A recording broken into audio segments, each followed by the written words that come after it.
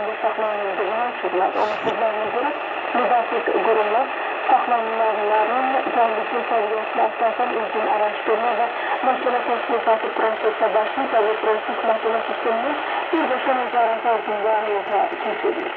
İraq hökumətinin və təmsilçi qüvvələrinin qısayda saxlanılan şəxsi idarəetməyə hazır olduğunu vurgulayan rəsmiyi bildirir ki, bu tədbirlərin məqsədi İraqa və bütün özünə qarşı mümkün təhdidlərin qarşısını alınardır. Anladı ki, İraq vətəndaşlarına qarşı cinayət törətməkdə iştirak edən bütün şəxslər İraq məhkəmələrinə təhvil edilecek.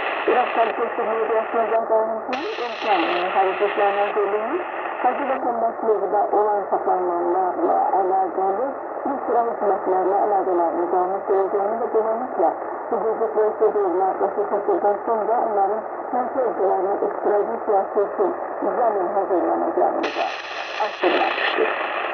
Bu tədbir işinin devam eden təhdidləri və qrupun bildirəsi Məlik Səməliyyətin planı bərpasına səbəbilə bağlı beynəlxalq xəbərdarlıqların devam etməyəcək vaxtda